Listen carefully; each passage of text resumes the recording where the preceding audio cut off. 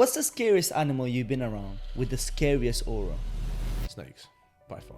And the black mamba is like one of the fastest snakes in the world, which just makes it so much worse, man. And they have neurotoxic venom, so they paralyze you.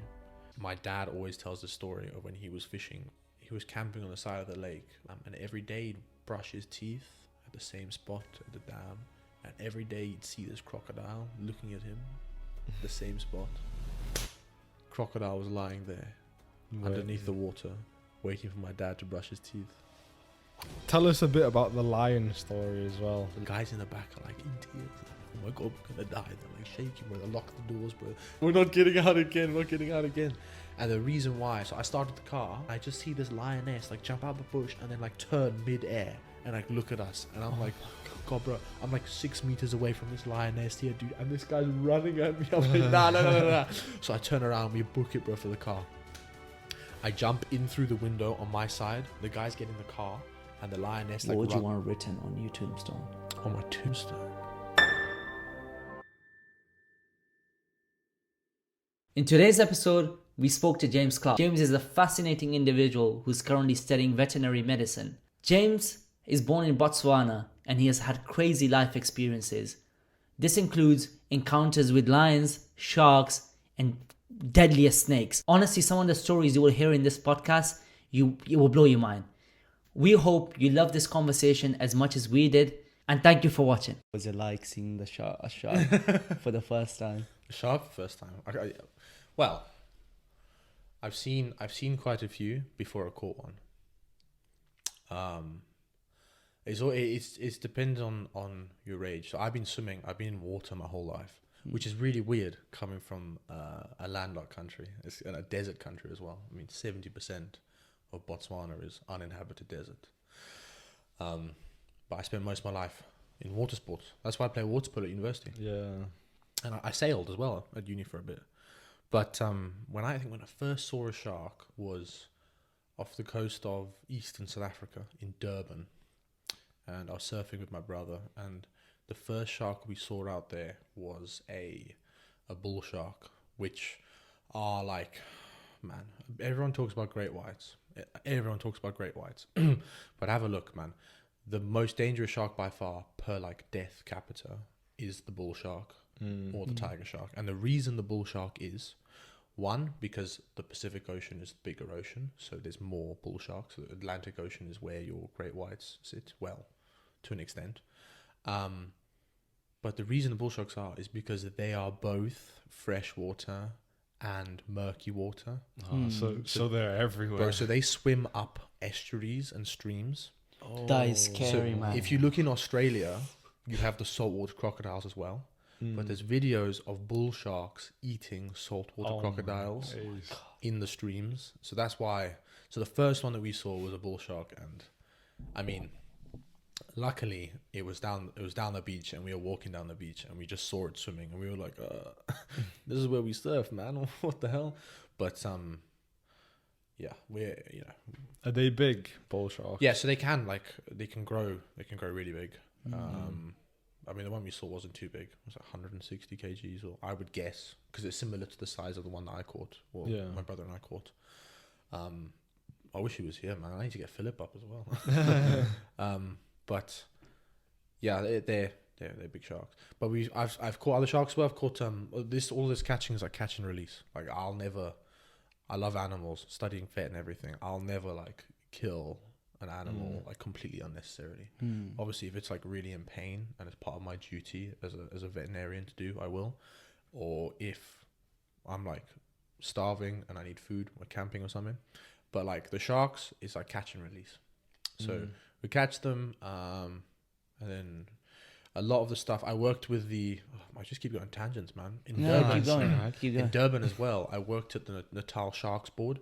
So unlike in the UK, because the waters of the UK, the beaches are quite tidal, so they're very shallow. So the beaches go out very far and come back very far. So you don't have that many fish that come all the way up to the coast, especially around like Liverpool and stuff. But in South Africa, the beaches there's a really big continental shelf. So the beaches are really deep, really close. Because of that, you have like sharks that come in. So the Natal Sharks Board was an initiative set up by like South Africa as a shark safety type thing, where they put nets around the coasts. Some studies have been done, and those nets are really, not effective. But I worked with them doing some research. I was like working as an apprentice, where we would go out to the nets. We would they'd be like bycatch, like turtles and stuff stuck in there, release them, do some like biopsies and research and stuff on like sharks that have been caught in the nets. But one of the big things is when you catch some of them, you need to take down, size, any scars, where you caught it, and sometimes put a tracker on it. But we didn't when we caught our one. But in the same sense, when we do catching, we do a boat and beach. On the beach, you get a lot of like stingrays, like sand sharks, guitar fish. They're the ones that kind of look like a guitar, but they're a shark. And yeah, a lot of stingrays, which are also like so scary.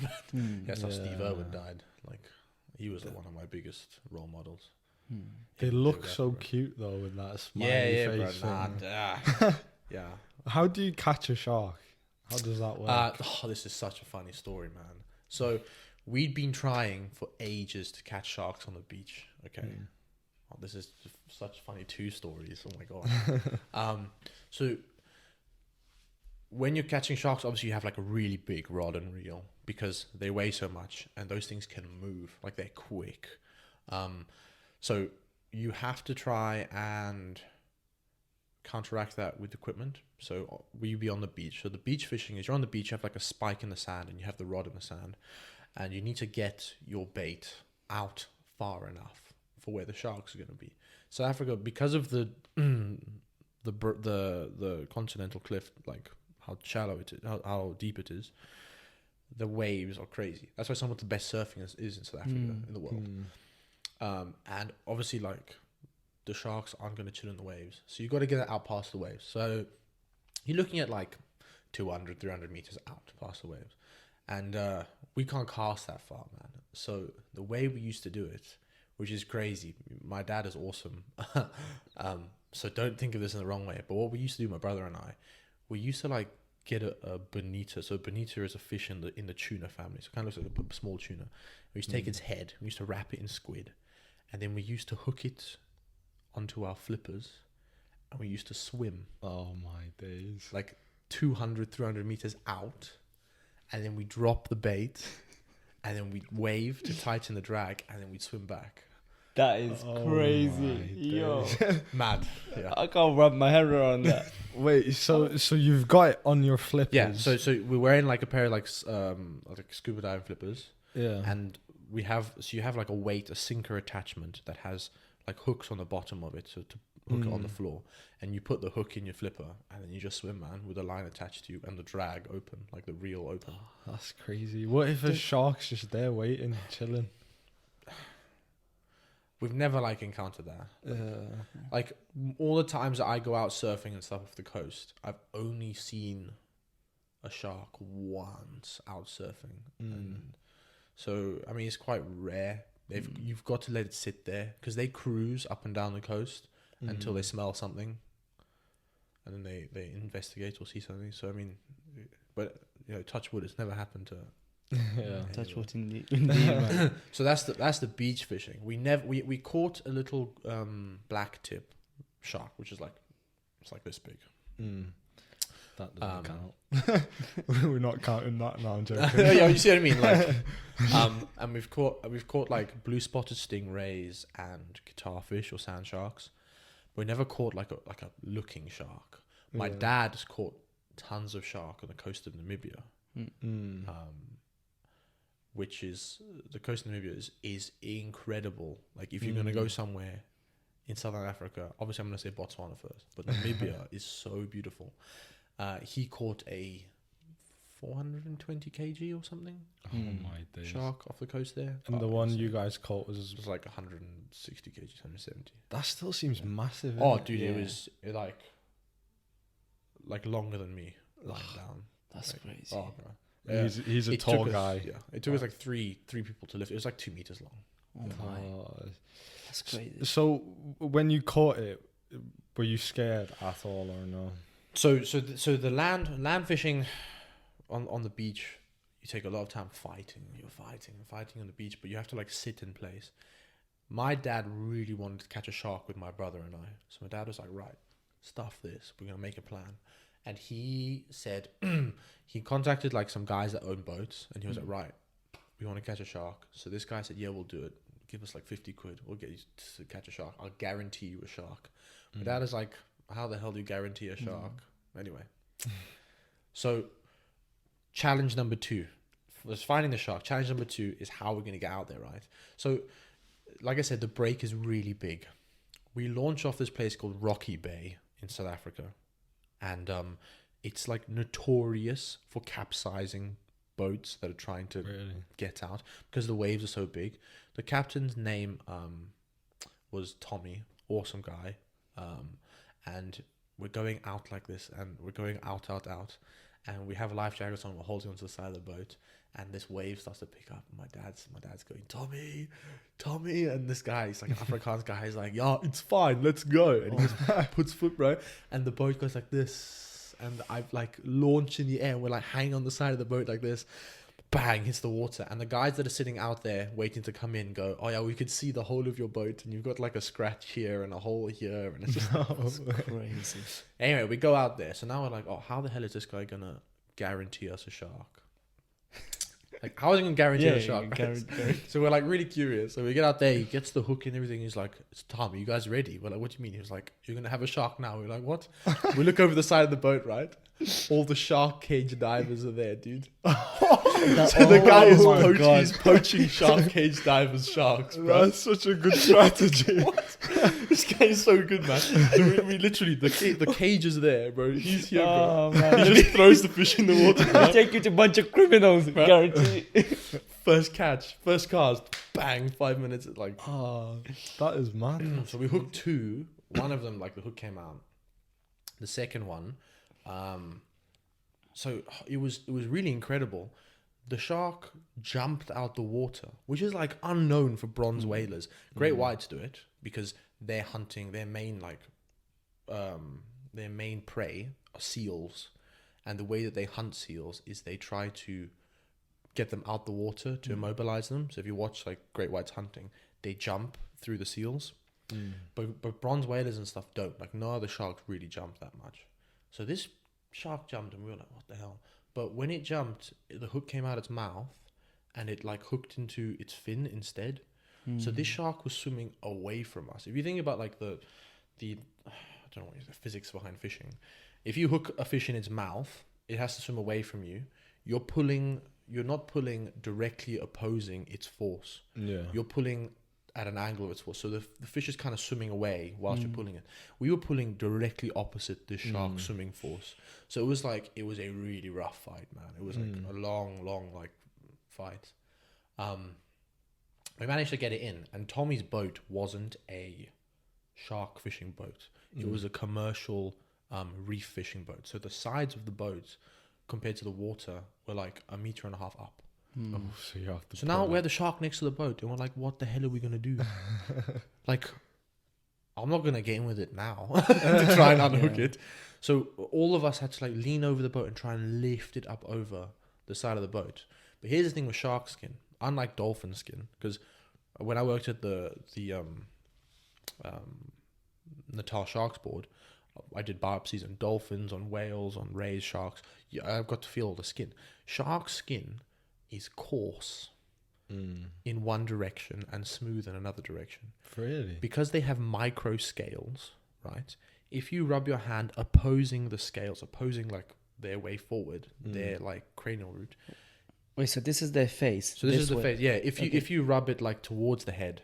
Okay, towards the head. Okay. So imagine the shark is going in reverse and you're rubbing it. Yeah.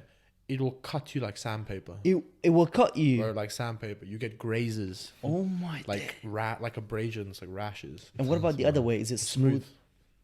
That is crazy. Yeah. Like, so why is that? How does that help it survive? So it's just to do with like its evolution. So the reason that it's smooth going forward is less drag. Yeah. Right. But the reason that they have scales, there's like many reasons that fish have evolved scales rather than just having smooth skin. But a lot of it is to do with the different specialization of scales. So sharks have electricity receptors and really good smell receptors on their face. That's why I don't know if we watched it recently. You know, there was a woman that swam across from Cuba to America. I didn't see that. It's called the thing's called Naiad, not Inyad. I'm thinking. And like to protect it from sharks, they had electrodes around the boat that like shocked out water signals in the water to stop the sharks coming. So the sharks, they have like specialized scales, but the reason that they're smaller is it makes them more like streamlined for the water. But anyway, we lifted the shark over the boat, and we had grazers all over us. And now we get the shark on the boat, and we're like putting water down its gills in a bucket, and it bites the bucket in half. What the hell? Anyway, we finished that. We took the photos. Just like experience being around a live shark, dude. Like being able to hold it and carry it. It's just incredible. It's awesome. I was like never scared to get it on the boat. What I was scared to do was to swim away with it afterwards. What do you mean, like swim away? So with a lot of fish, when you do, especially in the UK, trout and salmon, when you fight them, they become fatigued. And again, kind of as your role as someone that, like, I love animals, so my role is to make sure that this animal that I've had this experience with returns back to its environment in a safe manner. So with fish, if you just put a fish in the water after you've caught it and it's been a stressful fight, it can go into dorsal recumbency. So it can turn over. Oh, it flips over? It can flip over because it just gives up, man. It's like, oh, my life's over. Like, it's just like fought. And I was like, and it can drown that way around. Wait, fish can drown? Yeah, bro. Fish can drown? It can like, it just like stops getting any oxygen and it stops moving and it dies like that. So when you put a fish in water. And it's all mental. Bro, yeah, you got to get into recovery. Well, obviously, like, it's tired God. as well, but like, it doesn't know it's free now. So it's just like, I've given up. And it's been out the water for ages. And it's like, so you got to like look after them. So what we do is you put them in the water and you make sure it gains its health, its strength back, and you like brush water down its gills and stuff. So with the shark, we were like, oh, fuck, what are we going to do? So we were like, oh yeah, sound. We just like slid in the water with it. So now we're in the water with the shark. With the shark. Pushing it away. Oh my God. And he can decide anytime that, you know what? The fight isn't over. Yeah, bro. But luckily, it just had enough, man, and it just like its tail went like this, and we were like, yeah, time to get out. So we like pushed it and got out, and then it just swam back down. Man, I'm glad you're alive. Yeah, I'm glad. I'm glad you're here. What's the scariest animal you've been around with the scariest aura? So you said you've seen a lion. That's difficult. It kind of depends on what you find scary. I'm like, I don't think I'm scared of a lot of things, but obviously death is kind of the end, isn't it? It's really scary. So I think for me, what's the most deadly animal I've been around? And that is by far snakes, by far. Snakes. Well, so there's two venomous snakes off southern Africa that can kill you within 20 minutes of being bitten. And 10 minutes if you're like stressed. And does it have like anti... So that's the thing, right? So these two snakes are the boomslang, the green mamba, the boomslang. They're two different snakes, but they're quite similar with their venom. And the black mamba. And the black mamba is like one of the fastest snakes in the world, which just makes it so much worse, man. And they have neurotoxic venom, so they paralyze you. So basically the venom targets your autonomic nervous system, so it like causes your body to stop breathing. That is scary. So it's like Komodo dragons, they do similar thing, don't they? Well, so Komodo dragons have a different like level of venom, different type, but yeah, it paralyzes them in a different way. I think the Komodo dragon causes muscle motility to stop, I think. So the animal is conscious, but it just can't move. So despite animals being so scary, and of course some of them are very cute and lovely too, what got you into where did the love come from? For all these animals, All these animals, the scary ones and the scary ones as well. Yeah. I think it's just growing up, man. I think Botswana obviously is the biggest factor for all this. besides, well, even with like water, and my dad and my mum. My mum has always loved birds and horses, so she taught me how to horse ride, and I did a lot of shows with her, like jumping and dressage and stuff, and the birds as well. Whenever I walk around Liverpool, I always like I copy the bird sounds, and I can back home I can tell you all the different birds, and my dad has always been into fishing. Like he's loved water, he's loved fishing, and the synergy of all of that, it's just animals. My whole life I've been surrounded by animals. We live on a little farm in the middle of nowhere in Botswana. It's not like commercial or anything, it's just self-sustaining, just trying to live like a sustaining lifestyle. I've always had like 6 dogs. You know what I mean? And 5 horses and some sheep and tons of chickens. It's always just been a part of who I am. And where I am in the world, Botswana is rated the best place in the world for safari. Really? We have the most African elephants in the world. Wow. 180,000 elephants in Botswana. What's the population of Botswana? So I always, just for comparison reasons, I always say population of Wales, size of France. Sorry. So it's like 2.5 million, 2.4 million, and then the size of France. So it's like nothing.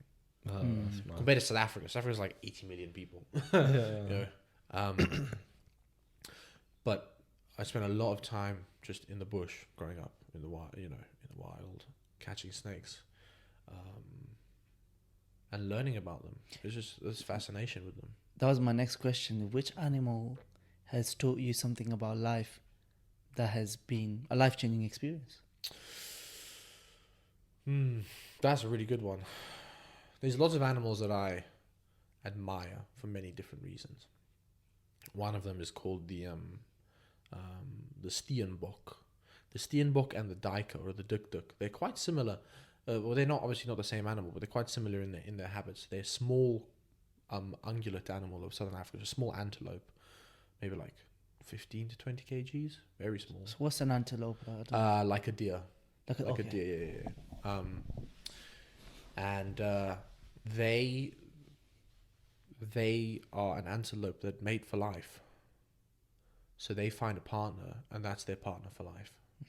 A lot of antelope, like we can talk about English antelope, like red deer, for example. Red deer, they have like a stag, the big boy with massive antlers, and he looks after a whole herd of females, and he sees all of them, and then they grow like that.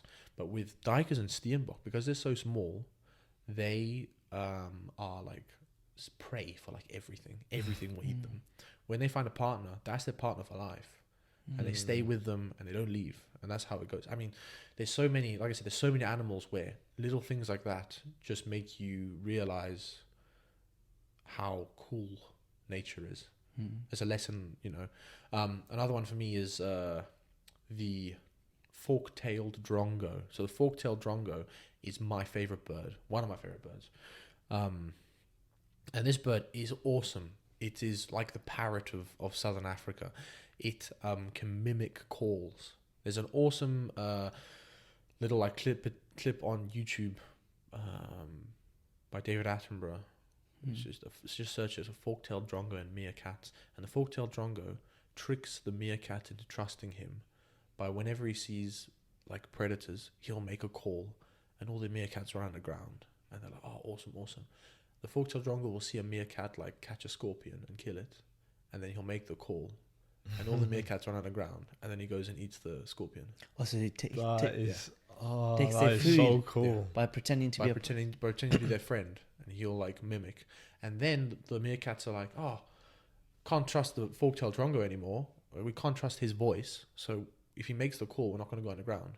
So then the fork-tailed drongo copies the meerkat's centurion's voice. So the meerkats have like lookout guys around their their house almost. Hey. So then the fork-tailed drongo is like, oh, son, I'm just going to copy that guy's voice. And then he shouts like, hey yo, the cops are coming or whatever. Everyone runs inside. He goes and eats their food, and then goes back. Oh my god, That's smarter than some humans. Bro, it's like there's so many little things they just all play together so well. It's so cool. What's the name of this bird? A fork-tailed drongo. 48 laws of that bird. Yeah, 48 laws of fork-tailed drongo. Yeah. Yeah, that's some different level of power It's crazy. game. Yeah, man. Really intelligent bird. Really intelligent bird. What other lessons have I learned from animals? I think elephants have taught me a lot. I was very lucky recently to watch an elephant funeral. Which is sad, but their behavior is incredible. I think a lot of people see animals and think of them as quite wild, but they are so emotionally intelligent. This old elephant we saw the day before was alive, but it was just sitting in the same place. And the next day we came and it died and passed away.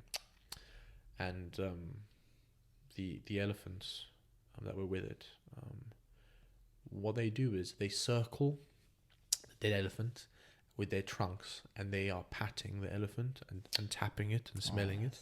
And each individual elephant will go and have like a one-on-one with the other elephant's like trunk. And then That's kind of making me emotional. Bro, you can see them crying, Oh and my then God. the elephants will go off, and each elephant will find like a branch with leaves on it, and they will like they will all put the branches on top of the dead elephant, like almost burying it, man. That's so And beautiful. we were sitting. It's this place called Kumaga in the north of Botswana. We were sitting like on this like sand ridge, and the elephant was down by the river, and we got this perfect view of the whole like ceremony almost from up the top. And that was touching, and it really made me like realize how emotionally intelligent they are. Yeah, They're really smart, man. that's actually insane to think about, like a whole burial process. Dude. As well, almost Like a goodbye. Yeah, it's I don't know, you never really think of animals in that way. It's kind of making me contemplate vegetarianism. The wild animals. A lot of Botswana hasn't been studied that much. We've only been a country for like 56 years. 56. Yeah, independence wise. I know when Pakistan gained independence? 1947. Yes, I was going to say. Okay. Yeah. But yeah, there's a lot the country still needs to like learn. We still need to learn about the biggest one being the Okavango Delta. So in the north of the country, it's the largest inland delta of the world. So this is a river that doesn't flow to the ocean. So it comes out of the Angola basin and it flows into Botswana, and then it spreads out and just disappears. Just disappears. It goes underground. The river just why does it disappears. disappear? Because so Botswana is really flat. Usually, in your geography textbooks, it's like stereotypical water top of the mountain, flows downhill, reaches a lake. The lake goes into a river goes into the ocean type thing. But Botswana, it flows down from Angola, and then it just comes into this flat desert, and it just goes underground, just disappears. It's really, really weird. But it's probably one of those a lot of water reserves. Oh man, underground, so many. Yeah. But because of that, the river is really perennial. Only comes during the rainy seasons, which makes studies so hard because you have 6 months to try and study all of the millions of little fish and bacteria and all these different types of plants, and then they just dry up and disappear. That's mad. It's awesome. Another one of the scariest animals. So venomous is dangerous, and it really scares me because Botswana, we struggle with anti-venom. When I went home of my house, there was a black mamba on the plot, 1.5 meters. They give me shudders, man. If there's one snake that would actually terror me in the night, it's a black mamba. And are they easy to distinguish from other snakes? They are pitch black, and their mouth is black. Oh. Yeah. And they are so fast. Like if it caught you off guard and you weren't running, you weren't sprinting the other way, it would catch you. If you weren't sprinting, you have the to other be way, sprinting. it would catch you. If it just came at you and you didn't turn around and start going, you'd be caught. That's mad. Wow. Does it jump? They can jump, yeah. Oh, so they can. So the green mamba, the boomslangs, they're in the trees, green to hide. So what happens is when you walk past from the top of the trees. Bro, come on. Nah, see, I want to come there. I don't. Why is how's this? I want to go. I want to go there, but you get it's me. Not, it's not as like. So the green mamba's more in green areas. Botswana's quite dry, so it's not as prevalent. And to be honest with you, a lot of people live. Snakes don't want to harm you necessarily. If you're in their way and you're irritating them, they'll defend themselves. But they're not going to go out of their way to like attack you. So most of the time, if you see a snake and you just like walk away, so you stand still, you walk back really slowly. That's its space. You go somewhere else, man. What if you start running? Well, you could like trigger a fight or flight response to the snake. So it could decide to run as well, or it could decide to come after you. But the trouble comes where I live on a farm. I have 6 dogs. There's a 1.5 meter black mamba on the farm. One of the dogs is going to die if it gets bitten by that snake. So what are we going to do? So I spent 3 days with bow and arrow trying to shoot it. But the reason I used a bow and arrow and not like the shotgun from the neighbors is because the snake was sitting on top of a mongoose hole, like a den, a warren underground. So if I shot it and it went underground, I wouldn't know if it was dead or not. Oh, really? Yeah, because if it survived, how would I know? I'd be like, I've shot it. Yeah. It survived. So what I was going to do, what I did, is I'd shoot it with a bow and arrow. The arrow would go through it and it wouldn't be able to go down the hole. And then if it died, I would be able to tell. Surely with the shotgun as well, you'd have to get quite close. Yeah. Well, yeah. Will it remember you when I was dead, bro? No. If you shoot it and it survives. I've heard with camels, they like remember their oppressor. I'm sure they have really good sense of smell. They taste the air. That's why snakes go all the time, because they're tasting the pheromones in the air. Yeah. They're tasting them. I hate snakes. I'm not gonna lie. That's the one taste, animal. you know. This is what I'm saying. Air, man. Yeah. This is what I'm saying to you. Like, you feel when you're around a lion. Yeah, it's big.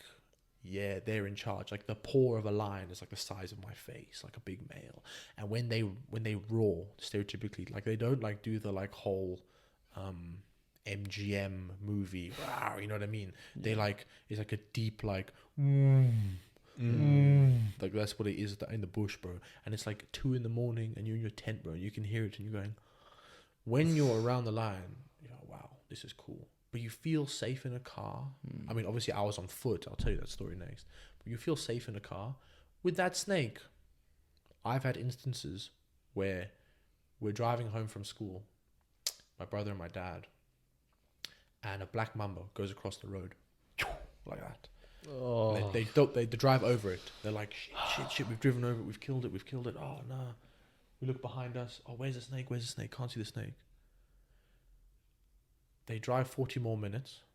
They get home. Now, as they're opening the electric gate, they hear the like kids in the street going, Noha, which means snake in Botswana. And the black mamba went under the car, wrapped itself around the axle or something, right? And held on. And then as we stopped, it got off the car. Oh, it's actually making me feel weird. How like I'm not coming, bro. And we used to do like relocation for pythons, for African rock pythons. I've been bitten by African rock. They're not venomous. They're constrictors, so they like choke out their prey to kill them. I've been bitten by them all over my hands and my arms and stuff. Does it hurt? When you're young, you know you're a lot more sensitive to things, but it's not that painful. It's like getting lots of COVID vaccines at the same time. It's like tons of needles. Bang, bang. The worst is when they bite, because they can open their jaw, they try to chew you, and they go like that. Because they can dislocate their jaw. But we used to catch tons of rock pythons and relocate them, because a lot of people, the connotations with snakes, the stereotype is, just kill it, you know, cut its head off with a spade, which... Unfortunately, if you have a black mamba at your house and you have dogs and kids, like sometimes has to be done, you know, unfortunately, you can get specialists out to catch them. it's literally like playing with your life when you're trying to catch one of them. But with the non-venomous snakes, there's no reason to kill them. Catch, relocate. I know in the Florida Everglades, for example, pythons are an invasive species, so they hunt them there. But in Botswana, they're indigenous, so they're fine. But we used to go out and catch them and relocate them. We put them in the car, and sometimes they would like escape from the enclosure in the back of the car, and we'd open the door and be like, where the hell's the snake? And the snake is like gone under the seats and like into the aircon vents. And we're like, what? And you can see the snake's tongue through the aircon. And we're like, oh my God. And we had to go and get like a mechanic to take the thing apart, try and get the snake out. They're actually shitheads, bro. I mean, they're awesome, like fascinating creatures. Incredible anatomy, incredible, they're really cool. But they're scary. They mix sharks and lions and every other scary animal sound like angels. Well, yeah, this is so the probably I love water, right? So initially, sharks are so scary, but unless it's a bull shark, I will be able to see the shark in the water when it sees me. You know what I mean? Oceans are pretty clean. I could see a fin, I could see something. The animal in the water that actually I used to have nightmares about is crocodiles. Really? Man, crocodiles are like, I always used to describe them as foxes. They're so sneaky and so sly. Incredibly sly. My dad always tells the story of when he was fishing for a vundu catfish, which is in Lake Kariba. Some of the biggest catfish in the world. These albino catfish, massive, like 80, 100 kgs.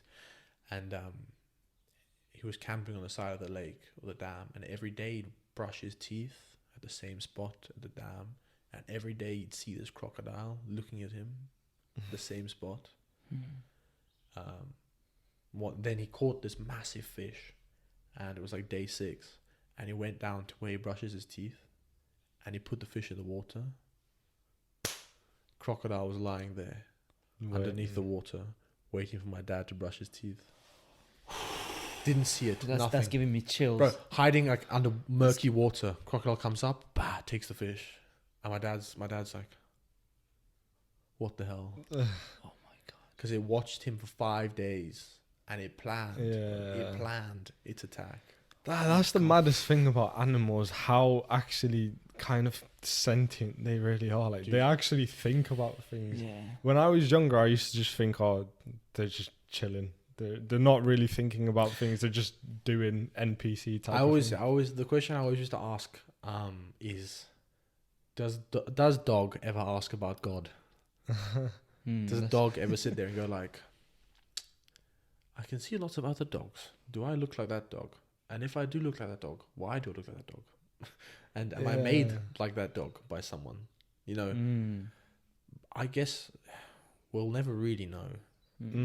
That being said, though, there's a lot of research going into killer whales, orcas. Oh, they're so beautiful. Orca. Oh, man. They're some of the most... I think that's the most beautiful fish. Yeah. Do you know... Here's a cool fact about orcas. Orcas' natural prey, right? What do you think an orca's natural prey? Shark. Yeah, shark. That's a good shout. A moose. A moose? What's moose? What's a moose? Like, a moose, the big, antlers, deers, the ones that go... How does that work? How does that... So, moose, up in the west of British Columbia, up in Alaska, a lot of the land there is like islands. There's a lot of riverways and separated. And orcas, obviously, they swim up them and stuff. That's like their habitat. Moose swim between the islands. So, moose's natural predator is an orca. Which is insane. That's like one of the only cross-terrain combinations you have. A land animal's predator being an ocean animal. Nature. I thought they called a fish a moose. I was so confused. I'm like, how can a land animal... Crazy, eh? Yeah. Insane. But orcas are being studied recently because they're one of the only species or one of the only animals that's thought to have culture. Culture. So it's the definition of culture. I think in this context is kind of broad in the sense of generational teaching. So a culture would be, if we think back to the early days, I come home from hunting a mammoth and I go, there was a big cat with sharp teeth that killed Brian. Be careful of big cat with sharp teeth. And that kind of passes down. And that's where that's a kind of like a culture thing, all of the beliefs and everything, and what you do for a reason. So with orcas, they found evidence of parents teaching young how to hunt, how to find mates, how to do safety, how to do all these different things. And the reason that they've identified it is because they've identified difference in ultrasonic or sonar speaking patterns. So what researchers are trying to do, there's an awesome TED talk on it, is by using like AI and large language bodies, they're trying to create a library of all of these ultrasonic sounds created by orcas to try and start to see if they can communicate with them. Oh my days. Bro, AI. You see some Black Mirror stuff. Bro, it's just like, I mean, AI is like the use of it, because with the AI you have your large computing capabilities. So like the use of it is to do lots of things really, really quickly. Yeah. But the idea is to try and build up a library of basic communications for these whales. So then in the future they can use them to ward them off of shipping lanes, so they don't kill big whales in shipping lanes and stuff. And who knows what that'll open the doors for, because if that happens, then your dog's going to be telling you it doesn't want to, be castrated. Or you never know where it's going to go. So, or some ethical concerns where they control these animals. This is the thing. Make them like a circus in an ocean, make them jump. Well, then it's also ethical, because what happens if your dog turns around to you and says, I don't want to live here anymore? Or when your dog turns around and says, I don't want to eat this diet. I'll have a chat with him. Yeah, cool. I mean, it'll make my job a lot easier in the future. To be fair. I'll be like, how are you feeling? Yeah, what's wrong? The dog says, I want to move out. Get me my own place. The black mamas are, I'm a lovely thing. I just want friends. Yeah. Or if we could talk to them, maybe they'd stop killing people. Yeah. I'm just showing love. Let me just bite you. The biggest killer in Africa, though, animal wise. Can I guess? Have a guess. Hippos. Yeah. Good one. Yeah, hippos, bro. Oh my gosh. They're territorial, I've heard. Oh, dude, they are so fast. Yeah. On land, they are rapid, bro. It's like 50 kilometers. I have no idea what it is. All I know is that there's no ways I could outrun it. Yeah. Well, I think it might be 50 miles per hour. What do you do then? Let's say hippo starts chasing you. Up a tree, bro. Up a tree. Straight. If you can, up a tree. You can't lie down and do something. It will still get you. Yeah.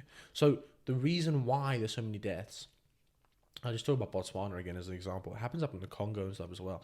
But hippos are nocturnal. Well, no, they're not. That's a wrong word to say. They feed nocturnally. So they're grazers. They don't eat fish or anything. They do occasionally, but they don't. It's not what they are, because their bodies aren't designed for that. They are grazers. They come out of the water at night and they graze the grass and stuff, and they come back into the water for the day, because they have a very delicate, sensitive skin. That's why I spend a lot of time in the water.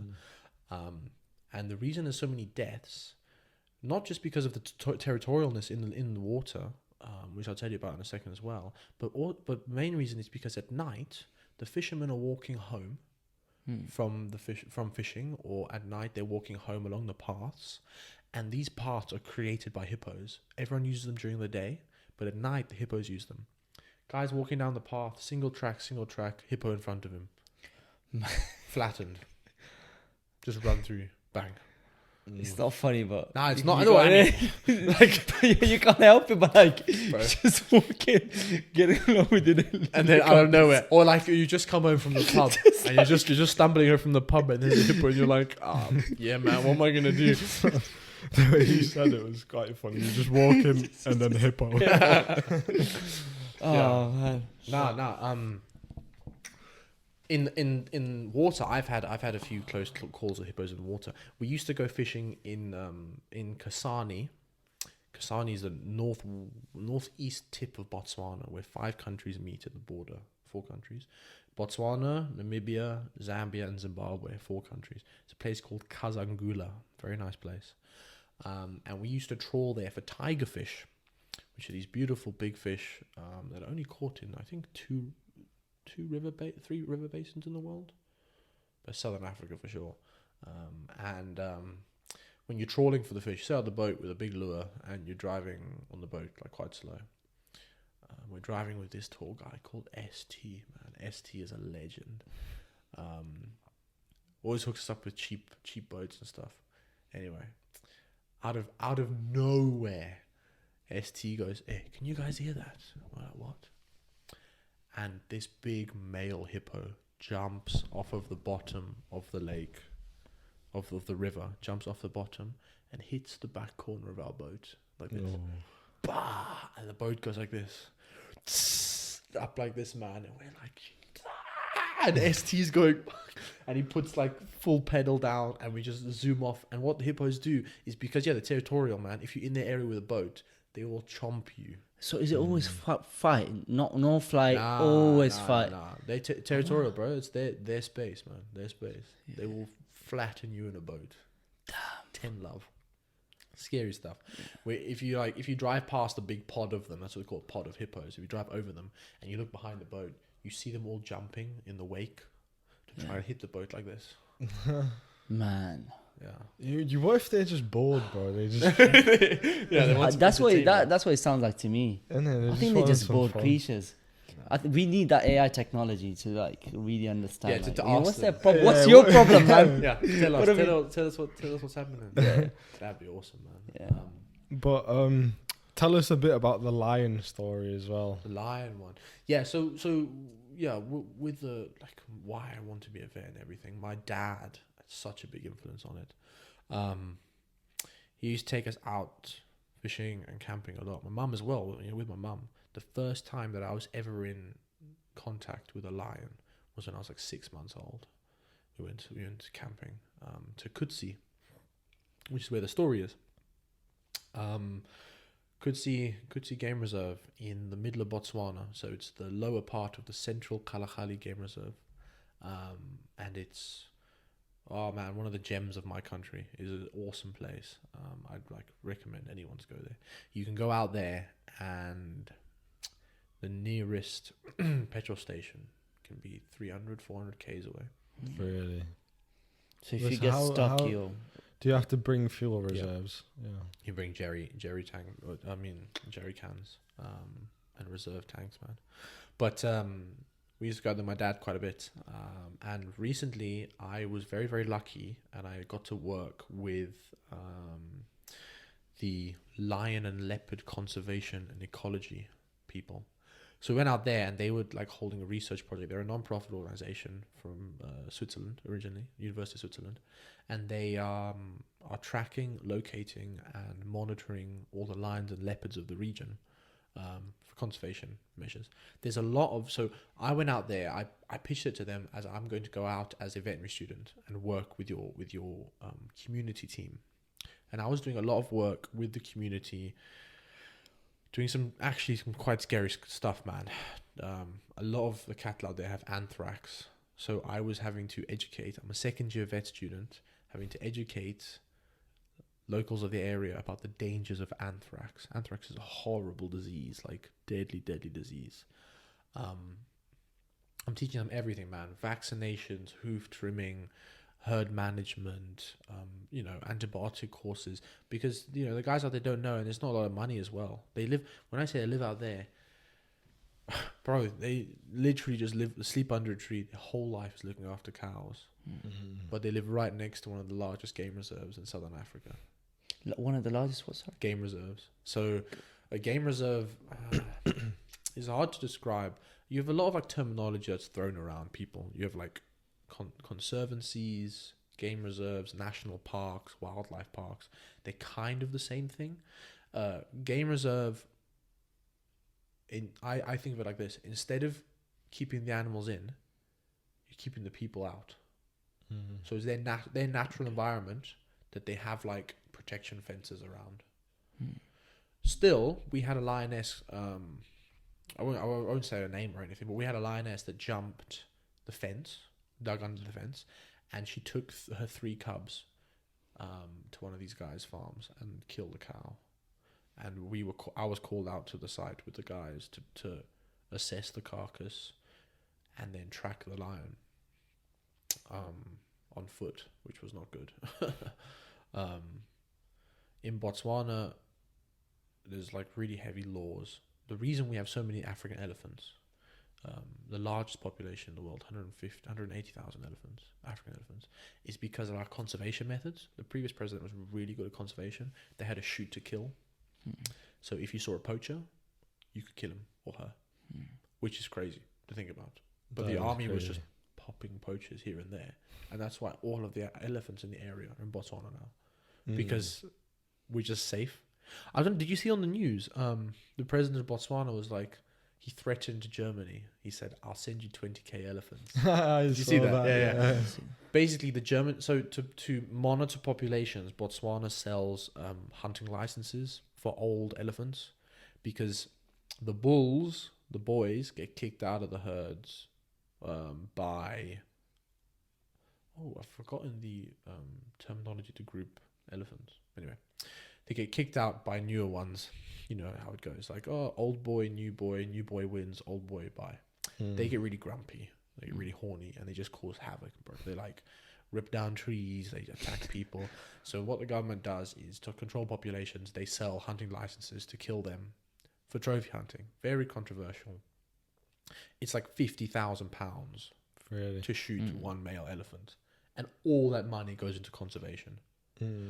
So it's like, it's a good thing, but it's a bad thing because you're killing an animal, but the animal's like at the end of its life and it's just causing havoc. But the German government ridiculed the Botswana government, saying you can't be shooting animals. So the president was like, we have too many elephants, we'll just send you 20,000 and you can deal with them, bro. Yeah. That's interesting though, because what type of person do you have to be to spend 50k to shoot an elephant? Man, I've met a few people. Because even it might be doing, let's say, net positive, getting rid of these elephants if they're causing havoc. But as an individual, if you're paying that much money just to kill an animal, that's weird. Like as pleasure, like as a hobby. Yeah. It makes no sense to me. Same trophy hunting, canned hunting. Yeah. People that like shoot lions and stuff. The problem with South Africa is there's a lot of, so talking about game farm structure and like national park structure, there's a lot of private game reserves that are owned by really wealthy individuals that buy animals and breed them for the sole purpose of trophy hunting. That's mad. Just like not even like for zoos or they'll have like a big place of land. They will buy like a pride of lions, and the lions will breed, and when the lions get to a certain age, they will sell a lion for hunting, and they get like really rich like American or European tourists that come out, stay on their private farm on a lodge, driven out on a car. There's your lion to shoot it. That's so pathetic. It's crazy, man. It's really crazy. So it kind of takes it all away from these animals are natural, because to an extent it's like a zoo almost. You know, they're really closed in. There's some big ones out there. They're really closed in, and they're not bred for conservation purposes. They're bred for trophy hunting. Oh, that's weird, bro. Mad, hey? It's like when they used to breed like kids from a young age and make them like be gladiators. Like when there was like a really good gladiator back in the day, they'd find like a suitable pairing, like a woman who looked like genetic. And try build like genetic monsters by doing that. And the whole time this kid's being raised to be a gladiator. Like, it's weird. Yeah. Essentially, those kids are slaves, and these animals are work. Like, I mean, they're literally, like you said, they're there for trophy hunting, which is it's a weird line, because they are sentient, they know what they're doing, but because they can't like express it, they're objectified. Is the government not doing anything against these? Well, so no, because it's all private. They have it's their legal right. If they want to buy a lion, they can buy a lion. These private game reserves, and South Africa just sees it, or Botswana as well. Hence the controversy with Germany. I know there's not that many private parks in Botswana for hunting. There are quite a few, but not that many that are lion based. Botswana did, however, just put lions back on. I went to the Ministry of Wildlife to try and get a license to export some ostrich eggs, just the shells, not actual ostriches. And in there, they up on the wall, they have a list of in the prices of hunting licenses, and they put lions on when I was there last, which is crazy because the conservation team I was working for was actively working against trying to take that off, and I think they did for a while, but then it went back on, which is. But I mean, the team of people, awesome people.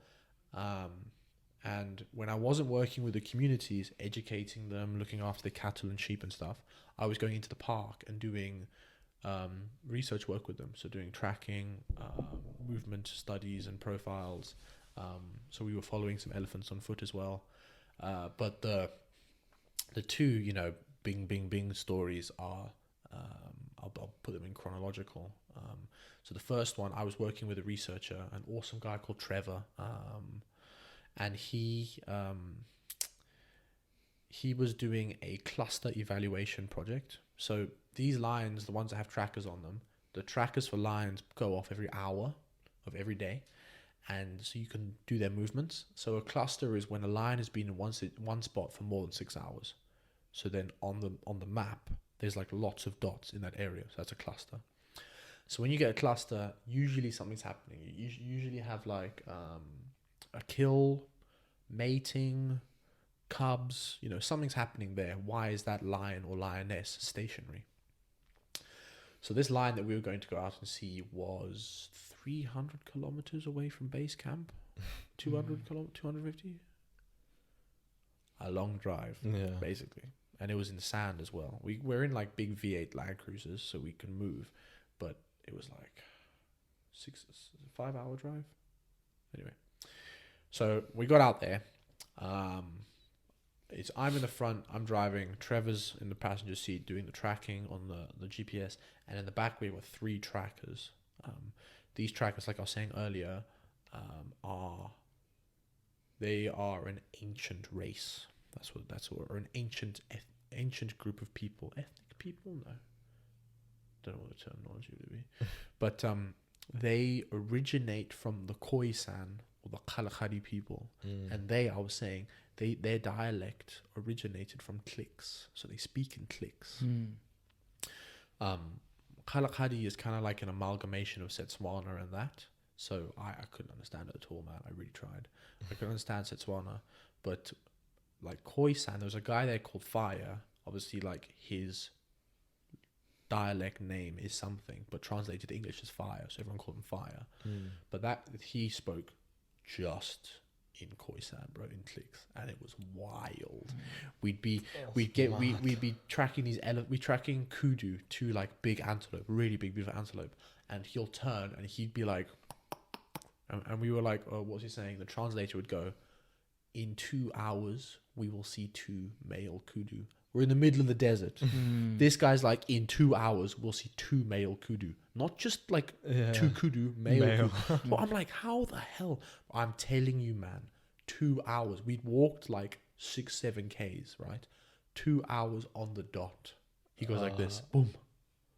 And he goes, 2 kudu, bro, there. That's crazy. Insane. Like, they see a different world. Do you think, that's what I was going to say. Do you think they're so connected with nature that they have like those black mamba type of senses? like in those movies, like when a dog is like smelling and they make the scene blue and you see like the scent trail in the air type thing. I genuinely think those guys look at the ground and they just see the footprints and they can like imagine the animal walking on those footprints. And what pace? How do you know 2 hours? He knows what pace they're moving. How did you know they're a boy or a girl? How heavy they are? How they're standing? It's like, this guy's crazy, man. Yeah. Like, it's so impressive. So the 3 trackers are in the back. We're driving down the roads because there's like conservation roads, and then Trevor turns to me and goes, "Oh yeah, 400 meters on the left is where the cluster is." And I look left. There's no road, man. It's just bush. So now we have to bush crush. Oh my. So God. I go over the road and just like driving over trees, driving around trees, just like where are we going, where are we going. Usually when there's a cluster, like it's a desert, so there are like small shrubs, but everything's almost like 2 meters high. Usually if there's a cluster, it's by a pronounced landmark, a tall dead tree, a rock or something. So 200 meters away we could see a tall tree, so we're like, I must be there. So now we're on lookout, we're looking for this lion. Well, no, actually, the cluster was at like 3 a.m. or something. We know at 6 a.m. we got our last ping, and we were like, and then 7 she'd moved off, so we were like, oh, the lion's not here anymore, but there's a cluster here, so maybe there's a carcass. So that's what we're going to investigate. So we pulled up under the tree, parked the car, the trackers get out, and those guys are on it, man. As soon as they step out the car, they can see the lion tracks. I'm like, what? It's just sand. These tracks were made at 3 a.m. It's just sand. And these guys can see these tracks instantly. Did they not tell you how? Like, bro, they can't. They just can't tell you. Yeah, it's like beyond language. It's literally beyond language. That's so crazy. So they get out of the car and now they're working, bro. They're working. This is what they do. This is their whole life. Trevor and I, we're standing by the car, and the trackers move off. They move off maybe like 10 meters, and just behind the car there's this big bush, like a big circular bush, right? And one of the trackers goes to the left, and the other 2 trackers go to the right. There's like footprints everywhere. They're like, what's happening? So Trevor follows those 2 to the right. I follow this one to the left.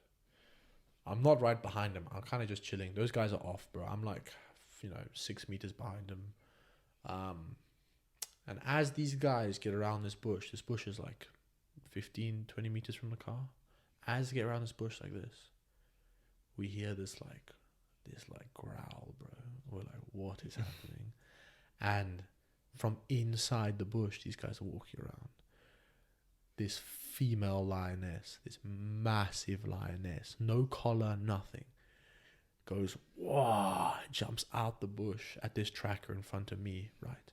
And like swats at his shirt as she comes out the bush, and the tracker goes, like jumps out the way and goes, fuck, like swearing. And I've never seen people run so fast, man. Those guys were gone. Bah! They're just coming back to the car. Back to the car. And all Trevor's saying to me is, get in the car. And I just see this lioness like jump out the bush and then like turn mid-air and like look at us. And I'm like, oh God, bro, I'm like 6 meters away from this lioness here, dude. And this guy's running at me. I'm like, nah. So I turn around, we book it, bro, for the car. I jump in through the window on my side. The guys get in the car and the lioness like runs off past the car. And we're like, shit, like the guys in the back are like in tears. They're like, oh my God, we're gonna die. They're like shaking, bro. They lock the doors, bro. These guys are trackers of the bush, dude. And they're like, nah, we're not getting out again. And the reason why, so I started the car and we were like, oh, what's in the bush? So that wasn't collared, that lioness. Her sister was collared. But this lioness had 4 cubs, like 4 days old, and they were in the bush. So she was like protecting her cubs. Yeah. But we just didn't know she was there because she didn't have a collar on. And then, we went up to the cubs. We had a look, bro. We started counting them for research purposes. I turned the car off, not to like to like disturb them. We counted them, and then we're like, oh yeah, it's time to go, bro. So they say start the car. So I start the car, and the car goes tick tick tick tick, tick tick tick tick. And they're like, nah, stop joking, man. Start the car. Like, what do you do, man? Start the car. I'm like, Trevor, tick tick tick tick. Car's not starting. Oh my God. But now we're parked next to the bush where the lion's cubs are. I'm Trevor, this is not good, bro. He's like, what are we going to do? So we get the satellite phone out, put the satellite phone on the roof, and we try and ring. And it's like an American voice. There are no satellites available. And we're like, what do you mean there's no satellites available? So we're in somewhere now where satellite phone isn't working. Oh, so you're nowhere. There's a lion somewhere. Yeah. But we're by her cubs, so she's gonna come back. It's the worst place you can be. So what the hell are we gonna do? So I go, hey guys, the lions run off somewhere. Let me just go and check the bonnet quickly. I open the door. The trackers almost like knocked me out, bro. They like put me in a headlock. They're like, nah. They were clicking away, dude. All they could say to me was, danger, like this. And I was like, what are these guys on? So obviously, I just wanted to get out of there. But these guys. So one of them climbed on the roof to have a look around, and we all opened our doors and we pulled the car backwards. And we were trying to get away from the bush, so pulling the car. And then when we were like at a further away distance, I popped the hood. I don't know what I was gonna do with the 10 seconds I had under the hood, but like I ran around the front and I just checked like the battery terminals because I thought it was battery terminals, and it was, luckily. So I managed to get out of there, but it was insane, man. Bro, if the clicking guy started panicking, See, that was my question. I was like, what about him? Like, they were scared because the year before someone died from a leopard attack in the tracking group, so not good. But that was a hell of an experience, that, man. Yeah, Proper life. You know what I mean? You see a lioness running towards you, you're like, I bet you felt so alive. Oh, because it's like, you know, the blood, like your blood gets pumping. You get in the car and everyone's like, wow, like, you know what I mean? Like adrenaline real. junkie almost. It's real. Yeah. It's like your life can just go. It can be nothingness in any. Oh my gosh. How do you think that changes you as a person? I gain a lot more respect for that animal then. Like I said before, you're sitting in a car, you feel safe. You know what I mean? The lions are walking around, I feel safe. I was on foot. That thing was moving. You feel a lot more respect. When I was younger, we used to go camping. I always used to like complain to my mum, like, "Oh, mum, I want to go to that tree. I want to climb that tree. I want to climb that tree." And we want to go like further away from camp. Mum was like, "No." But I just like didn't understand, man. It continuously feeds my fascination with them. That lioness, such a big animal, so majestic, so perfectly adapted for where it is. And it kind of scares me how we're not that adapted for where we are. You know, humans. I was having this conversation on the train with Charlotte. You know, the future of us. And because we have no need to become genetically better, we will inevitably become genetically worse. Which is so scary. It's like aliens, we're going to be frail with the big heads. Yeah. Well, autoimmune diseases, genetic disorders, allergies, you know. Historically, we take it like it is in the wild, if you have a good example is albinism in nature. How come? So like I said with the trophy hunters, those private farms, they breed albino animals because they want to be able to advertise a white buffalo or a golden wildebeest. In nature, if you're an albino, let's say you're a zebra, right? You're an all-white zebra. You're dead, bro. You're fucked, You know what I mean? If you're a white buffalo, you're dead, bro. Why? Because when the lions come, they look at the herd, they spot you. Yeah. The whole point of zebras is the dazzle effect. All the stripes come together. Oh, so it's like hypnotizing. And they can't identify one individual. Oh, wow. So when they chase after them, they're like, "Oh, who am I gonna pick? Who am I gonna pick? Who am I gonna pick?" That I never thought about that. But when you have cool. also, that's why the sick and the old get done first. Obviously, like they're slower, but because they're slower, they don't stick with the herd. Yeah.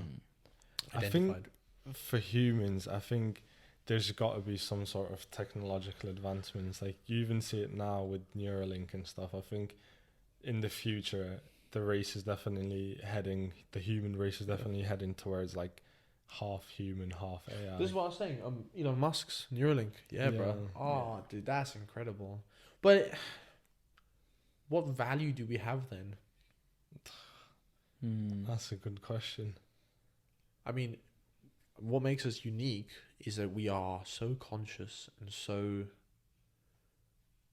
emotionally valent from other animals. If you look at like a troop of baboons, for example, I think, I'd like to think that most people would think twice before killing another man's son. But a troop of baboons, if another male comes into contact with another male son, you'll kill it. Because he wants his genetics to pass on to the next generation. He wants his genetics to like remain the highest thing in the group. Yeah. Whereas with us, I would say like if society was like dead zero and you found a baby in the wild, you'd look after it. Because we're like more emotionally valent than other beings, I feel, other creatures. Do you think it was like that from the start? Oh, I have no idea, man. Because I feel like humans have had no choice but to be dependent on other humans, because like we're not as physically capable as these other animals. Yeah, we've had to rely on teamwork more. Yeah, that's such a good point. Yeah, man. I think like if you're a short guy and then you see another guy who's a tall guy, he can help you by maybe like getting stuff off trees, and you can help him with, don't know what short getting guy into crevices. yeah, going into the caves and stuff. I mean, maybe he'd be stronger. But I wonder, man.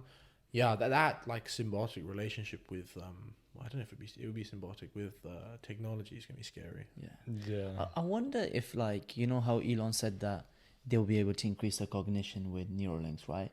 They can take your IQ to a different level. So if you implant them in apes, which I mean they're already doing, like, could you like just make them skip evolution and just get them to human stage in terms of their intellectual ability? Intelligence. Well, like I said, I think it's so hard for us to like to differentiate between animals and humans because of the language barrier or the understanding barrier. Well, I mean, with dogs and stuff, they don't have opposable thumbs, which is one of the biggest like evolutionary points for us, because we can grab things. I think with apes and stuff, once you get that communication down, maybe we'll learn they're not that different. Yeah, but I've been seeing the videos of people doing like magic tricks on. Bro, have you seen that ape that finished Minecraft? Finished a chimpanzee finished Minecraft. I never even finished Minecraft. The Ender I've had Minecraft since 2011, and I haven't killed the Ender Dragon in survival. I've seen the one where it plays the game with its mind. Yeah. But I'm telling you, have a look, dude. Okay, I need to check this out. Finish Minecraft. Bro, they do these magic tricks on these monkeys. Like they'll have a card in his hand, and then they'll do all this weird shit, make the card disappear, and the monkey just goes. It's so understanding of it. Yeah. Also, that's trade. So in India, I think it's India, where there are these monkeys that will steal your phone. Yeah. And in order to like you have to give them food. And they understand. And then they'll give it back to they you. understand what we term as valuable, and they'll take that valuable object and trade it for what they term as valuable. So they're like, I'm not giving you back your Ray-Bans until you give me a banana, bro. Sounds like humans. It's pay crazy. your taxes. Yeah. Pay your taxes, yeah. You can't drive on our roads unless you pay. Yeah, Planet of the Apes isn't that far away. Yeah, I can't wait for the new movie. Yeah, no, we need to watch June 2, don't we? Oh, that's a sick film. I watched it. It's really good. I haven't seen that. The book is described as like being about space Muslims, because it's got such a massive influence from Islam. Oh, crazy! It's so mad. But yeah, it's actually a really sick film. You should watch it. Watch it. Yeah. I think we should talk about fight night a little bit. Okay. So, yes. Before we. So yeah, both of us just had a boxing fight. Yeah. First boxing fight, and it was hectic because just what we had 7-8 weeks. Yeah, 8 weeks. It was 16 sessions. Yeah, thrown straight into the deep end. It was crazy. It was good fun, man. I did a lot, like, they do the whole like interview stuff on the Fight Night page and stuff. But a lot of what I was saying is, I've never done it before, so I had my hesitations about my fitness and stuff. I thought I was pretty fit. Yeah. I've done some good runs. I've done some, 60k runs, 70k runs. 60, 70k of Yeah. runs. Yeah, from Manchester to Liverpool. Isn't that like marathon? Well, ultra Yeah. marathon is described as anything over a marathon. So 50k's or 100k's is an ultra Bro, marathon. This guy's guy, a super he athlete. used to run to training. He'd do the 2-hour training session. Run home. Yeah. Thanks, man. It's just I thought my fitness was quite high, but when we did those 12 rounds on the bags, bro, I was It's a that different is ball game, crazy. isn't it? It's different fitness. It's so different. It's so different. Your endurance, it's this really weird mix of endurance and like sprint. It hits right to the junction of having to go really hard but also go really long. Yeah. And that threw me. So I loved it. Oh, I loved it. I used to come home to Charlotte and I'd be buzzing. I'd be like, wow, I just done a run and the boxing and everything. And I'm like, yeah, let's go. You know what I mean? You get that like adrenaline high, a runner's high almost. Yeah. The training was good. I enjoyed it. I mean, the gym was good. Obviously, we've spoken about, some interesting sparring sessions I've had, but the gym was good. What was your favorite part of the training?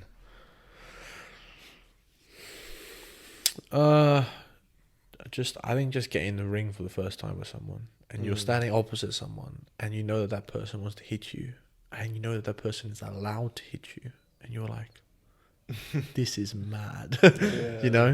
Your whole life you've kind of been taught not to fight, told not to fight, not to hit, not to be violent, and now I'm standing in a ring and I have to be. Yeah. That feeling is awesome. Yeah. Time just stops. You get in the ring and it's like, oh yeah, 2-minute round. Yeah, 2-minute round.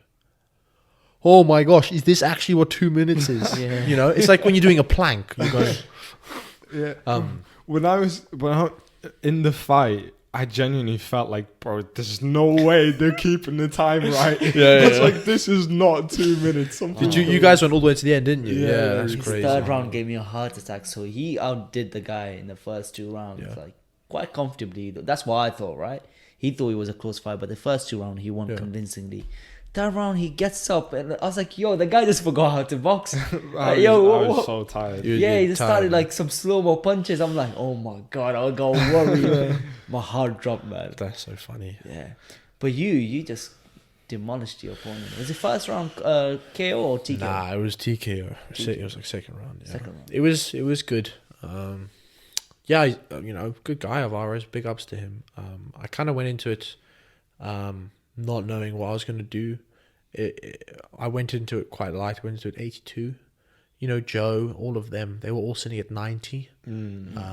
Joe wanted to fight me, and then I sparred with him, and he was like, yeah, I'm fighting this guy. It was almost from the start. They basically decided that you and Alvaro were fighting. Well, each other. Alvaro wanted to fight me. Oh yeah, because he Bro. was like, "There's no one else." Yeah, he was my like, no, size." I'm gonna fight you. I'm gonna fight you. And I was like, okay, but let's just like see how it goes first. You know what I mean? I think swimming helped me a lot. A lot of punch power is from your lats and your shoulders and your back, and a lot of swimming movements are the same. Yeah. I would disagree. Yeah, legs. Legs. Oh, yeah, no, fair play. Yeah. Yeah, I mean, it's endurance is, if you want that thingy, that's important. Yeah. But the secret is it's all in your glutes and All your in your legs. legs. Yeah. I think the lats do play a big part though, because Yeah, they do, you yeah. see all these big punches and their body is. I think that's But that's just the arm thing. punch, that's not going to do much. That's the thing that I struggled with. What you're worried. I've never been too good at like dancing or music. I'm kind of out of touch with my cultural side that way. You know what I mean? Yeah. I used to play the bagpipes, but whether that's a musical instrument, So I struggled with the like step into jabs, the movement with the feet. I had to take like 2 or 3 sessions just focusing on footwork, just so that I wasn't falling over myself. So I knew I was in the position. Like if I do any more further training, I'm sure I'll slowly start to get the legs more into it. But I did feel it in my arms more. But I see where you're saying with the legs. That makes a lot of sense. Swimming is best for you breathing. So Terence Crawford, he's a pound for pound, I think maybe 201. Yeah. Incredible fighter. He does swimming as well. It's your breathing like Yeah. gets to a different level. Yeah, breathing. Because you didn't look tired at any point. I remember you felt like Well, I got into the change room. Yeah, that was good. He came into the change room. He's like just jogging, like. He's like, Well, I was still feeling it, bro. I was still feeling it. I was like, let's go. I'll take you, and then you, and then you. I was like, this should be like 12 rounds, man. That's crazy. That level of fitness is crazy though, because for me, like after my fight, I threw up like 3 times straight away because I was just. So How mad exhausted. was that guy throwing up during his fight? I didn't see Warrior. that. I saw that. Insane, man. Respect to him. Who Was that? it? Was it Tom? It was Tom and Mio. the short guy. Yeah, Tom. Yeah, bro. They were fighting, bro, and then he just went, started vomiting, dude. No way. I think that was fitness. Yeah. Because I didn't see the 2 fights before mine, which yours and someone else's, and then I didn't see the 2 fights after mine as well. Well, same. Yeah. Yeah, it was such a good night, man. Such a good experience. Really big up to the producers. Charlotte came. You loved it, didn't you, Char? Yeah, it was good, man. It was awesome. Were you nervous? You must have been terrified. Do you want to experience that again? No. Yeah. That's what they all say. That is, she was nervous. I think my brother was there as well, which is pretty cool. I got some good photos from that night. But yeah, it was, once I was in the ring, you just got to try and like compose yourself. That's the best way to do it. It's just to have that mindset of just composure.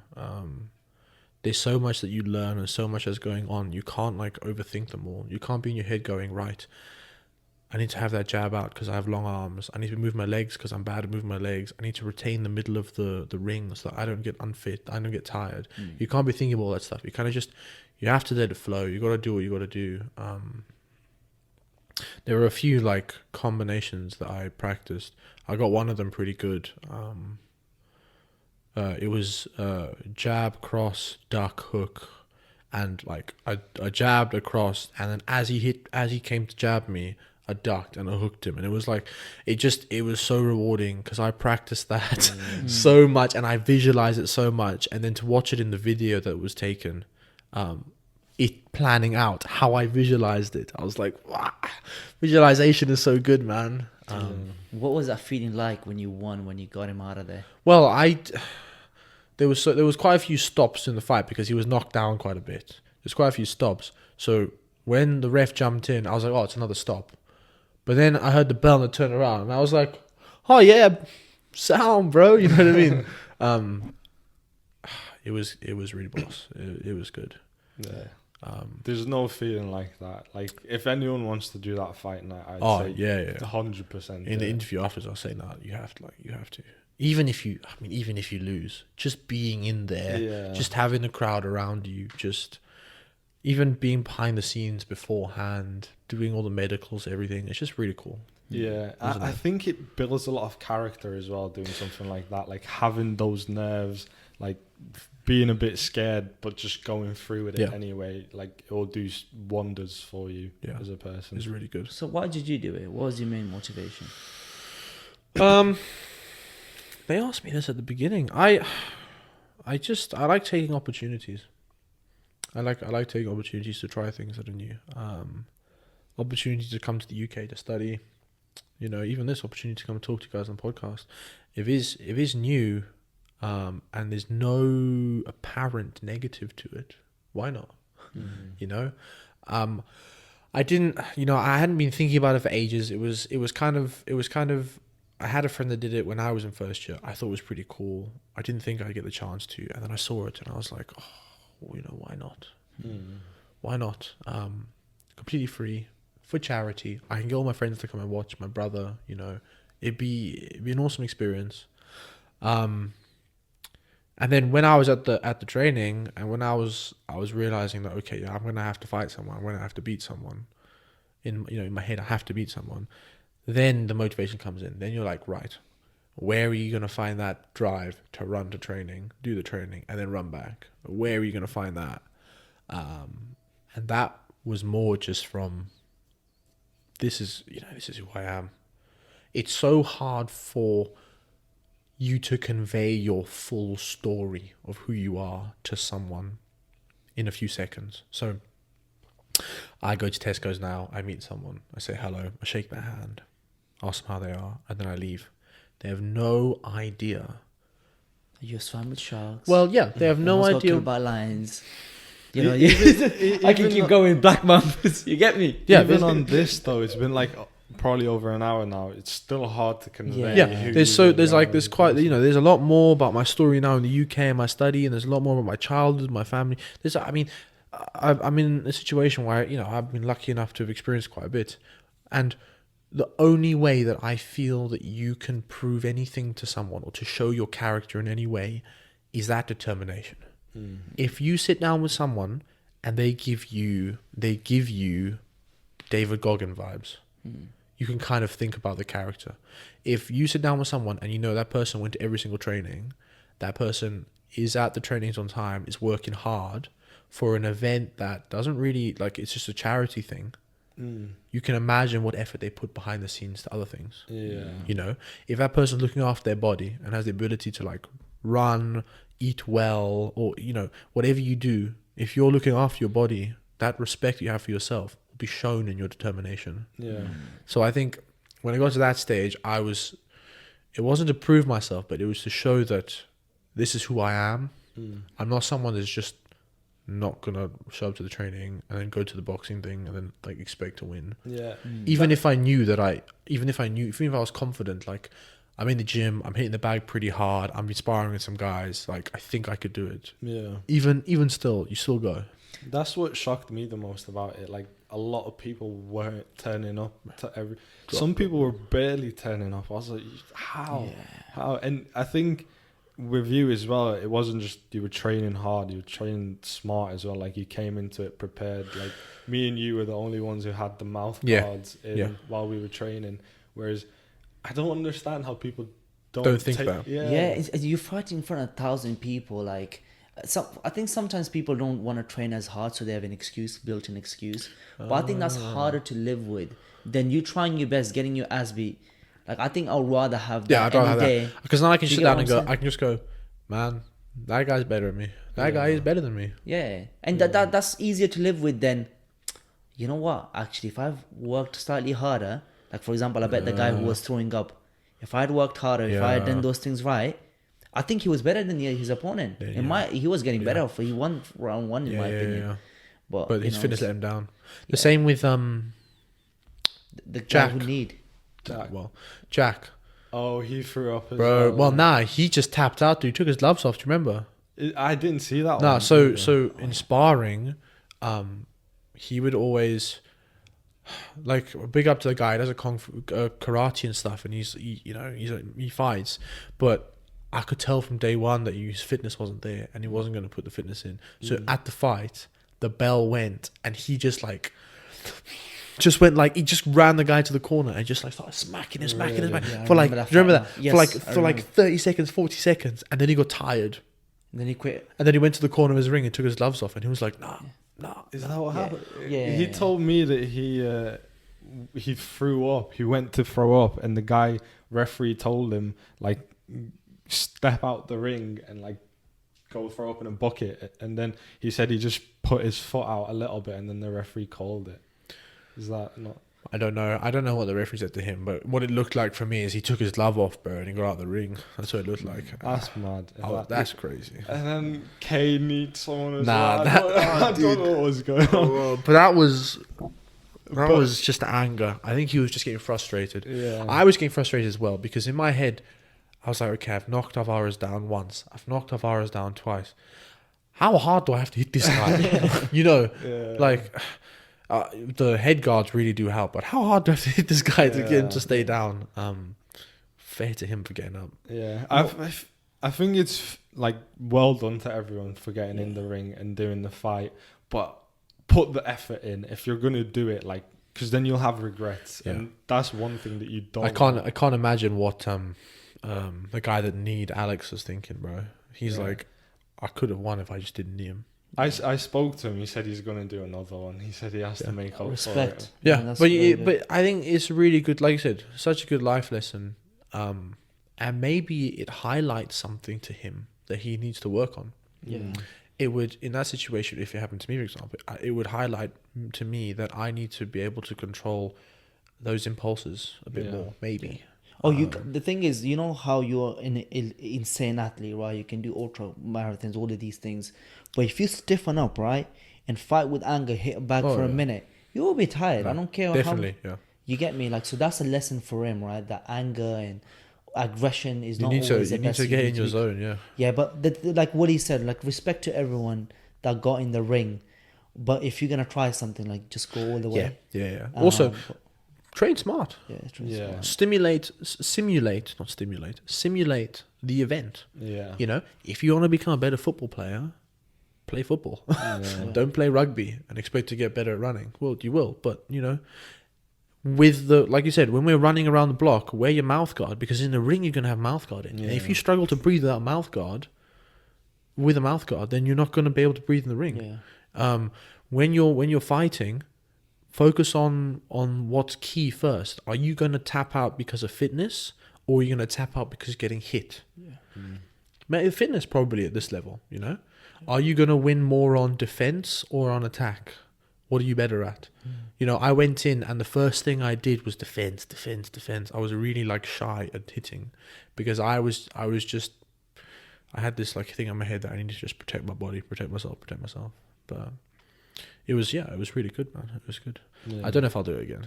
Will you do it again? I kind of want to, but it's the same as you. Like the brain cells, like it is a brutal sport, because unlike mixed martial arts where you've got grappling and you've got so many ways to protect yourselves, in boxing, constant just blunt force trauma to the head. That's not good for anyone. No. So that's why he's gonna put me through instead. Yeah, that's why he's Sorry. doing it instead. Yeah. But I feel like if I picked it up a lot quicker, if I was like defensively a lot more sound than I'd carry it on. I'm going to keep training, and if I get better, if I get really defensively sound, then I'm going to do it. I think I'm just going to buy like a second-hand boxing bag and just have it in my garden. Yeah. Like I said, just the level of fitness, like that is a different type of fitness. Yeah. It's like I came into this so unfit, because I'd been like, for the past 3 years, I was really ill, and then I started getting better. But I never really worked on my fitness when I got better. I was just playing football and stuff. Yeah. So when I came into this, I was like finished. You know that run around the block? Yeah, man, yeah. Even that would proper kill me off, and it was like a really short run. It wasn't long. But by the end of it, like, I had improved quite a bit. But I was still nowhere near fit enough. Your opponent was fitter than you. Yeah, anyway, definitely. like Dylan. Yeah, because was- he played rugby, didn't he, or something? Yeah, and he's also a sports scientist. Is it called sports? Yeah, he science, does is it? sports science. as Okay, well. that's mad, yeah. But literally his skill, confidence, because he was very confident. No, going but in. very skilled. And the amount of From the beginning. visualization work me and him did. Like second, like anytime we would be just getting a chance to just, he would be just standing there. I'll go into southpaw. Okay. Yeah. And then he would just do the work. Like I would That throw was tricky, you know. The fighting a southpaw fight. southpaw. Yeah. I couldn't. I remember when you guys were sparring. I gave advice to Lynn. I was saying your southpaw, use that right hook and catch him off guard. Yeah. Just The step check hook. out and right hook. Yeah, check hook. Yeah, Step yeah. out and right hook. Yeah, it's also tricky because 90% of people there are orthodox. Yeah. So when I'm sparring, I'm getting experience Orthodox. against orthodox people. Every time he's sparring, he's getting experience against orthodox people. So he knows what it's going to be like. Yeah. Whereas the only time I can find out what it's going to be like to There was fight another a lefty there, southpaw wasn't style. there? There's that. Ollie. Was Ollie left? No, No, was it Ed? I think both of them were orthodox, but there was that Zaki guy. Yes. But he was doing He was another fighting, fight night yeah. or something, so he didn't really go to the training sessions. Yeah. But yeah, it was such a good experience. If anyone wants to do it, I'd recommend. Big shout. Yeah. Yeah. Do you want to ask the final question? Final question. I've got 2 questions actually this time. Yeah. 2. Yeah. Which animal? Okay, we actually know the answer, but I think let's have it in the world out. No, it's alright. Yeah. All right. Which animal do you resonate the most with? Resonate the most with.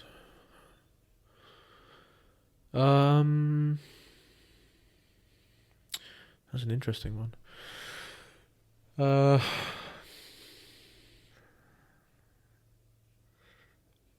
know it's a weird one to say because it was my fighter name, but it's probably the oryx. It's Why the probably the oryx? oryx. The sub-Saharan oryx. Well, these are just the animals that I've had experience with. I could say like a wolf or something, but the sub-Saharan oryx. The reason is because even though they are a herd animal, they're solitary. They're quite solitary, and they stand alone. And an oryx will take on a pride of lions by itself. Wow. Really? Yeah. A whole pride. A whole pride. Wow. They are like, they're not scared. They'll fight. Their endurance. They live in some of the toughest conditions in the world, and they're really beautiful. So that's like my favorite animal. It's probably the one that I resonate the most with, in that sense. And the final question: what would you want written on your tombstone? On my tombstone. What's the worst thing about humanity? That question. Yeah. Damn, that's the first man to ask a question. Yeah, question on the tombstone. That's interesting. Why is that what you'd want in the tombstone? Well, I say recently, for the past year maybe, I've just been thinking about it. What's the worst thing about humanity? Because the question itself doesn't, it's not a question that is required an answer for. The question itself initiates the thought process in your head of the issues that humanity has on the natural world. Rather than having a definitive answer, like the worst thing about humanity is hope or Jealousy. anger or jealousy. The worst thing about humanity is what we are doing, not only to ourselves, but to the planet that we live on. It initiates the thought process in your head about how to be a better person. Because by thinking of the negatives, you automatically think about why you're not negative and how you can be better than negative. That's beautiful. Yeah. So what's the worst thing about humanity makes you, introspect on yourself more than it does find an answer for that question. That's a perfect way to end the podcast. Pretty good. Thank you so much, brother. No, you're good, for coming man. on. Thanks, man. Lots of love, bro.